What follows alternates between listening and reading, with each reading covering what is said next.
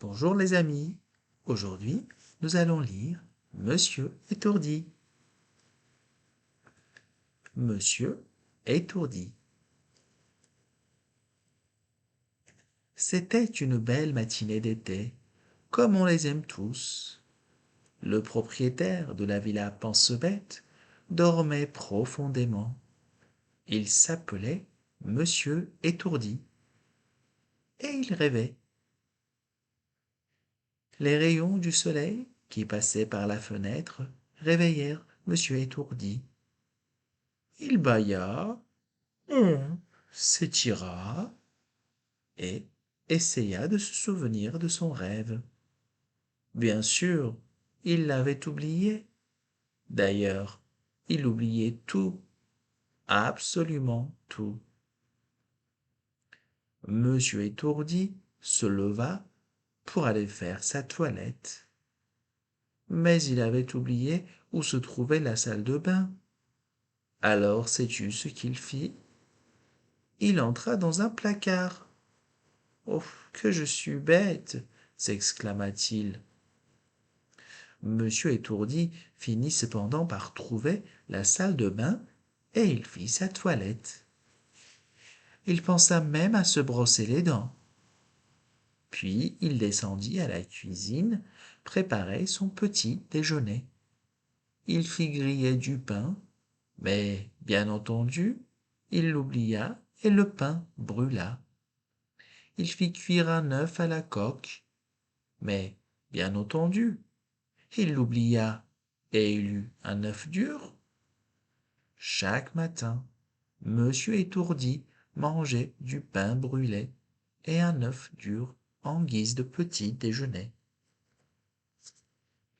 Comme il faisait un temps splendide, Monsieur étourdi décida d'aller à pied jusqu'au village. Il avait besoin d'un timbre pour une lettre qu'il avait écrite 3 semaines auparavant et qu'il avait oublié de poster. Il se mit en route. À ton avis, songe-t-il à refermer la porte de sa maison derrière lui? Bien sûr que non. Bonjour, monsieur étourdi, dit mademoiselle Colly, la postière du village. Belle journée, n'est-ce pas? Que désirez-vous? Je voudrais un, une, euh, bégaya monsieur étourdi. Je ne sais plus. Mademoiselle Colly regarda la lettre que monsieur étourdi tenait à la main. Un timbre peut-être? Dit-elle. Oui, un timbre, s'écria monsieur étourdi. C'était justement ce que j'essayais de me rappeler. Mademoiselle Colly sourit. Elle connaissait bien monsieur étourdi. Monsieur étourdi avait d'autres courses à faire. Réussit-il à se souvenir de ce qu'il devait acheter? Bien sûr que non. Alors il prit le chemin du retour. En cours de route, il rencontra l'agent de police. Bonjour, monsieur étourdi, dit celui-ci. S'il vous plaît, pouvez-vous transmettre un message à monsieur Pâturage, le fermier? Monsieur Pâturage était un voisin de monsieur étourdi. Bien sûr, répondit monsieur étourdi. Alors dites-lui que l'un de ses moutons s'est échappé du pré. Pauvre monsieur étourdi, c'était la première fois qu'on lui confiait un message. Un mouton s'est échappé du pré. Un mouton s'est échappé du pré, se répétait-il. Un mouton s'est échappé du pré. Un mouton s'est échappé. Un mouton s'est échappé. Monsieur étourdi, de crainte d'oublier le message, se le répétait sans cesse. Un mouton s'est échappé.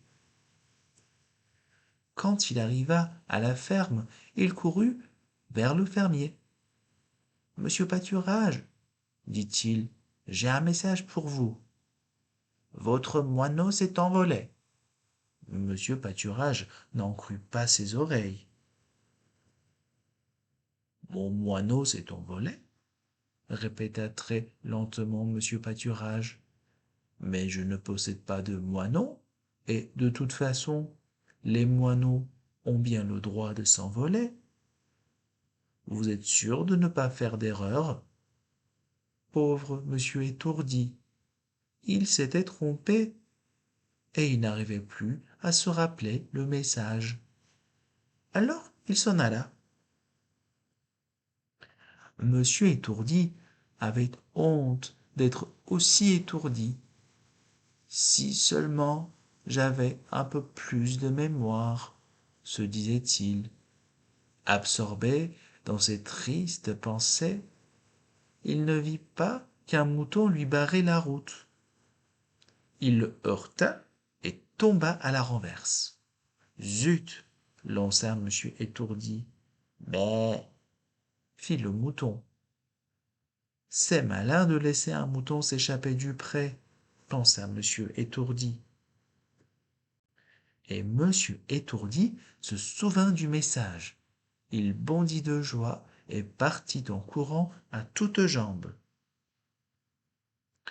Monsieur Pâturage, monsieur Pâturage, cria-t-il en traversant la cour de la ferme. Votre moineau s'est envolé. Et voilà, il s'était encore trompé. Monsieur Pâturage se gratta la tête. Venez avec moi, venez vite, ajouta monsieur étourdi. Il entraîna monsieur Pâturage sur la route. Regardez, hurla monsieur étourdi. Il est là, votre moi. Il s'arrêta net. Oh non, gémit-il. Ce n'est pas un moineau, c'est un mouton. Et il rougit. À mon avis, c'est vous le moineau, dit monsieur Pâturage avec un sourire, car vous n'avez pas plus de cervelle qu'un moineau. Monsieur Pâturage se mit à rire. Monsieur étourdi aussi. Et le mouton également. Dire que monsieur étourdi l'avait pris pour un moineau. De retour à la villa Pense-Bête, monsieur étourdi s'assit dans son fauteuil préféré pour repenser à cette drôle de journée. Mais il eut beau se creuser la cervelle, il n'y arriva pas. Il avait tout oublié. Oh, monsieur étourdi. Voilà, notre histoire est terminée. Si elle vous a plu, n'hésitez pas à mettre un pouce en l'air et peut-être aussi à vous abonner à la chaîne pour ne pas manquer les prochaines histoires. Merci à tous et à très bientôt.